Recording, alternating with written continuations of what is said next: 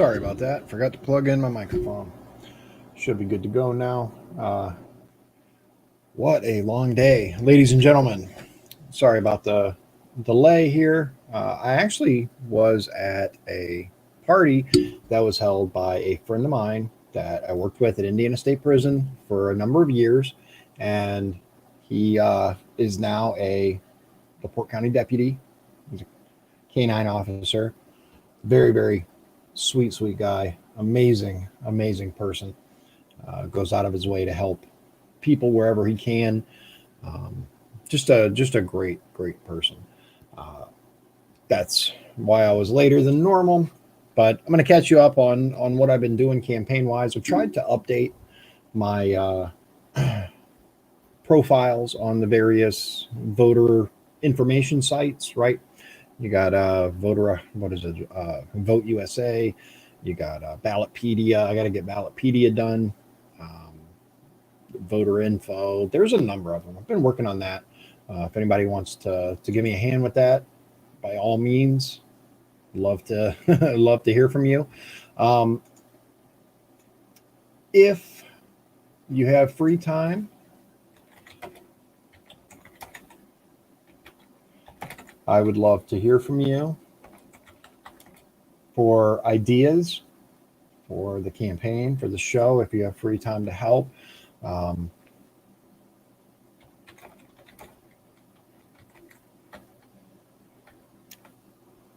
can use all the help I can get. I do have some volunteers, but they're getting stretched pretty thin. They have a lot on their plates. I have a lot on my plate. Um,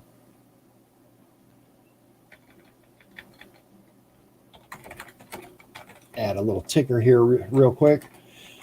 So I don't really like doing the videos this late, but since it had been a couple of days since I had been on, I wanted to make sure that I got on tonight and talk to you. Um, Jack, good to see you. Uh, Good. Be safe out there, man. Once again, quick PSA: if you see flashy lights, move over, slow down. Doesn't matter. Tow truck, ambulance, police, get out of the way and slow down. These people are these people are putting their lives at risk to pick you up off the side of the road, to come bring you a tire, a jump, tow your vehicle, um, all that. Let's have some empathy, people. You will get there just fine as long as you slow down and move over and get out of the left lane. But that aside, so I actually got my second mailer today since I, got caucused in to run for this race. My second one already, which is interesting because my understanding is prior to this there weren't any mailings. This is certainly the first one that I've gotten. So interesting. Yes, Jack, that's a fantastic point. It is crazy out there. Stay alert, stay alive.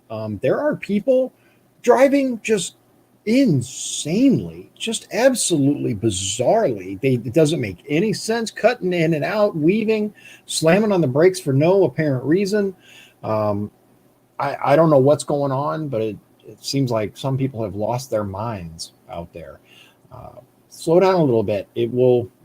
And look, I'm going to tell you, as a former truck driver, I do have a little bit of a lead foot, right? I was paid by the mile. So the faster you can get there, the better. Back it down a few miles an hour, right? Leave a little bit earlier. You can, it's better to get there late and alive than get into an accident or something along the way. So just be safe, ladies and gentlemen, really. I went door knocking in Chesterton a few days ago with my friend Chris, and it was, first of all, there were a lot of people that were not home. We kind of thought there might be, but more than otherwise. Hi, Everton. I have no idea what you're talking about. This isn't a trailer. This is actually a house. This is a corner of the office, but whatever.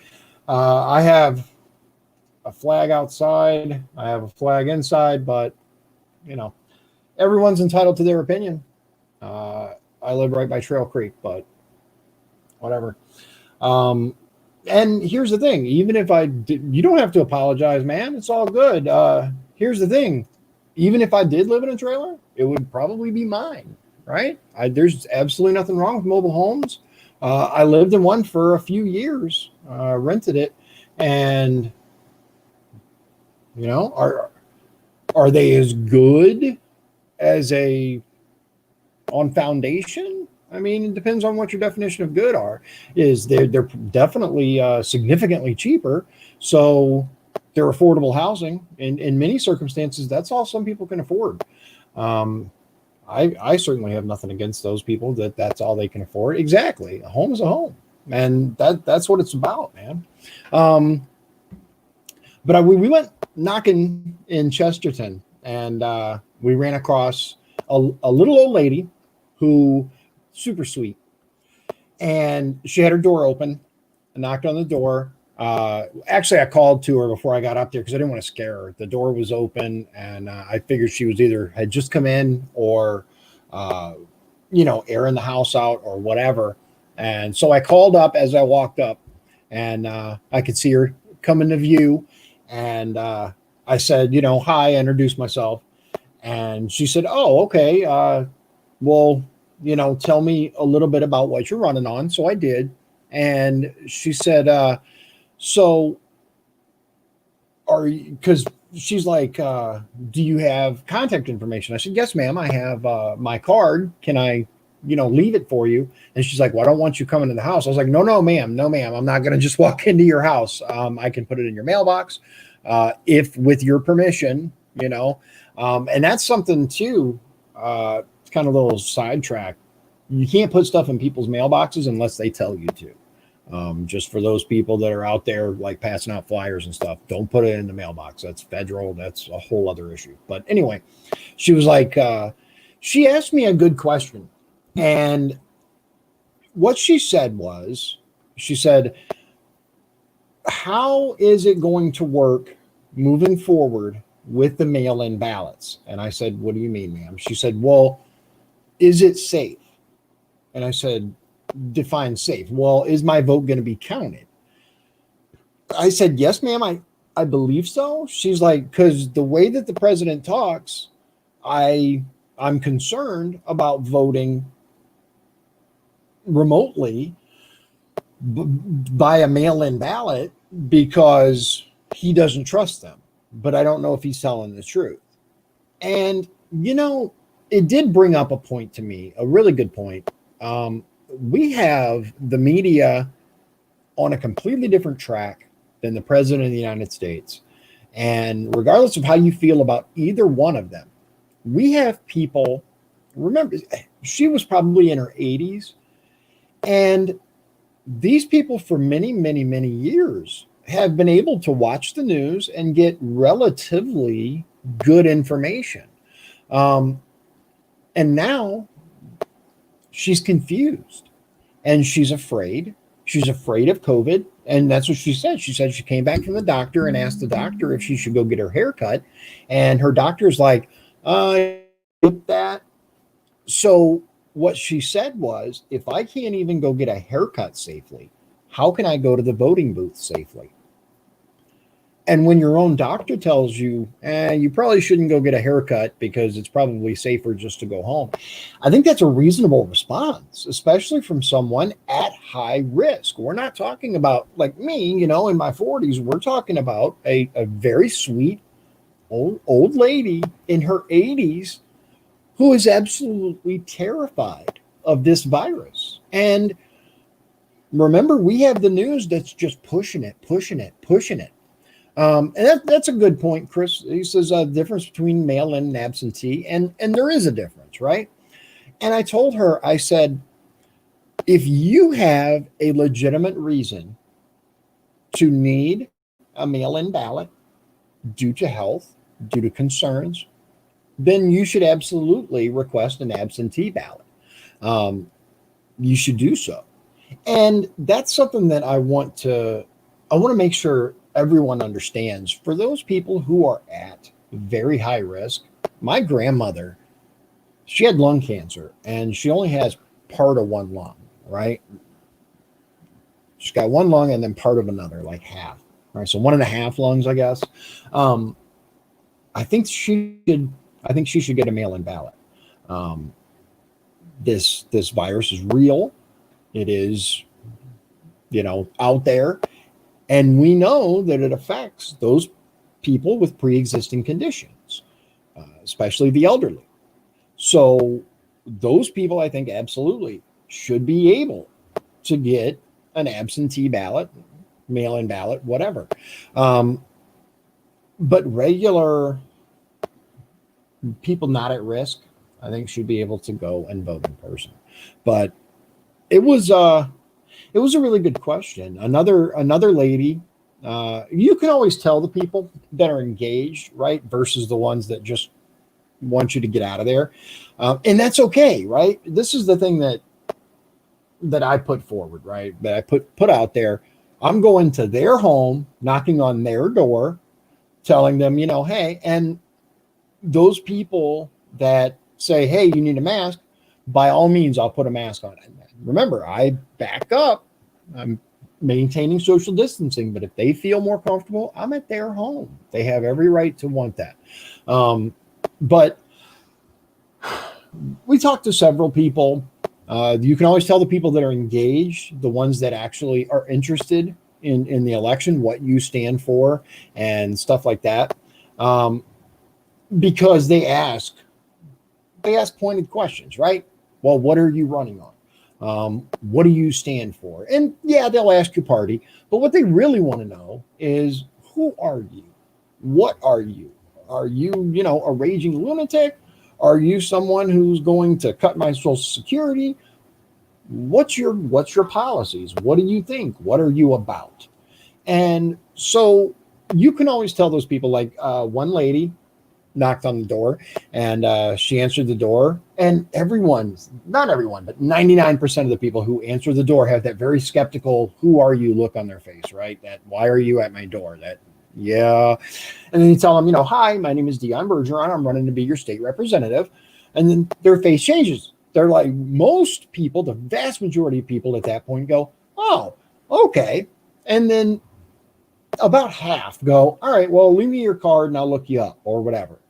The other half go, okay, all right, well, tell me about yourself or whatever.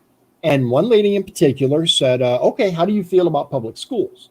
And I said, well, they're, necessary. She's like, I'm a teacher. I said, oh, okay. Well, I will tell you, I said, I have a friend who's a teacher, and he and I agree, and I'm talking about you, Chris.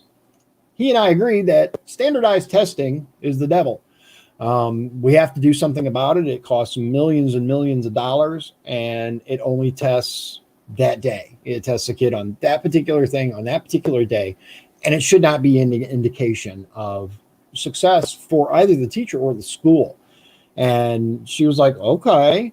I said, she's like, pretty much every teacher hates them. I said, yes, ma'am. That's kind of what I'm discovering. I said, I absolutely agree that they are horrific, and we have to take steps moving forward to figure out a better way. It's not working. We've seen it over and over. Yeah.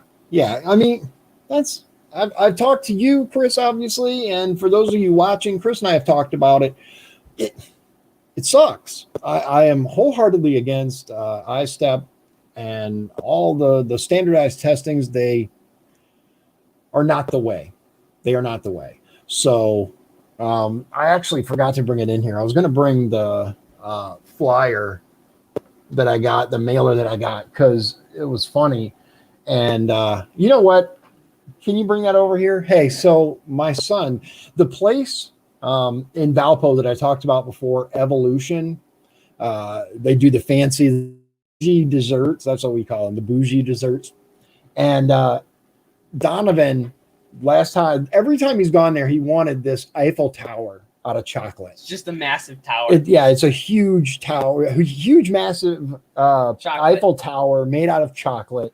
And Careful with it. yeah, I I'm gonna kind be of broke careful. when I didn't Yeah. expect it to be so brittle. he already went into it. Not too much. Not too much. You can see he kind of got into it, but he has wanted this so bad. I have. So today I got it. He was able to I get bought it. Yeah. So they have really cool desserts there. So happy. He's just thrilled, but he already bit the top off, and there are all kinds of wild desserts there, but he's all over this Eiffel Tower. Detailed it is. So to wrap it up, I'm gonna talk a little bit about the hate that's out there and the frustration from a political perspective. When you're trying to run for office, and especially with the massive divide, right? That is the media versus the president. Regardless of how you feel about the president or the media, you have those people that have been taught to hate Donald Trump. They have been conditioned for it. And so we go to one house, and a guy answers the door. He says, hi, I introduced myself. He's like, well, it's straight blue this year. I said, okay. He says, if you're, on the Democrat ballot, then you're getting my vote. Okay. All right. I said, well, here's my card. Have a good day. Instead of just, all right. He's like, we got to get that son of a out of there. And I knew who he was talking about, but I didn't want to ask, right? Which one would that be? Because there are a lot. But it's a symptom. And we can go down the rabbit hole, as it were, and discuss why and what the difference is and all that. Here's the thing, right? You should be able to vote for a local politician or someone trying to be your representative who's not a politician like me, and it not matter who the president is or what party the president is. But just like, and I will tell you, I have heard from far more people that say, I don't even care. I'm voting red, straight ticket. If you're on the Republican ticket, you're getting in, man. You're getting my vote. If you're a Republican, that's it, period. I've heard that from a lot more people. But the sad fact is we have become such a dual party, black and white society that it doesn't even seem to matter what someone's views are. It doesn't seem to matter what someone's what their belief system is, what they're going to bring to the table, how they're going to vote. It doesn't matter, right? They're just going to vote for the party. And I think that's just as bad. It's just as destructive. It doesn't matter which way you're voting. Chris says, I had 3 people who were just flat out nuts. They went off on me because I was R. My total is 2. I've had a couple of people who were like, I'm going to look into you, but if I find out you're too far right, then I won't be able to support you. I can understand that, right? I can respect that. At least you have, kind of a belief system, a view. But there was one guy in Long Beach, of all places, that, excuse me, I get my eye itches, that he answers the door and I, blah, blah, blah. He says, Democrat or Republican? I said, I'm a Republican. And he says, then I have no use for you. You guys should be ashamed of yourselves. You guys? Who's you guys? Is it me? I haven't even done anything yet. I haven't even gotten elected yet. How should I be ashamed of myself because I want less government and I believe in the Constitution, because that's what realistically it's about. I believe in equal rights. I believe in, less government. I believe in the Second Amendment, the First Amendment, all that. That's why I identify as a Republican. But that's the thing. It doesn't seem to matter to people that are just that angry. They are so against the Republican Party or any presumption of the Republican Party. They are against what they've been told the Republican Party is. That's what it is. That's what it comes down to. Oh, that's interesting. So Chris says, I had one lady go off on me because I am a union teacher and a Republican. It's like oil and water, man. Those two shouldn't mix, according to that lady, right? How can you possibly be both? Why not? Why wouldn't you be? That's my thing, right? I'm a Republican, but I happen to believe in unions. Unions have done a lot of good. You and I have discussed this in the past about the leadership of unions versus of unions. Union members are generally fairly conservative people. The leadership is a different story. And more time than not, they are, donating to Democrat campaigns and things like that, which is unfortunate, right? I try to keep my views out there because it's important. I'm, running for state representative, but it's hard to bridge that gap, especially between people who are pro-Democrat, but also pro-union.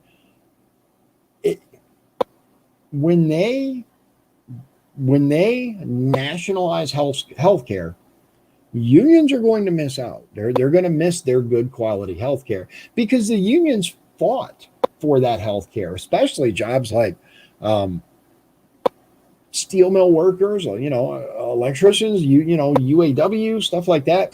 The unions fought hard for those healthcare benefits. It's one of the best things about working at the mills and other manufacturing jobs.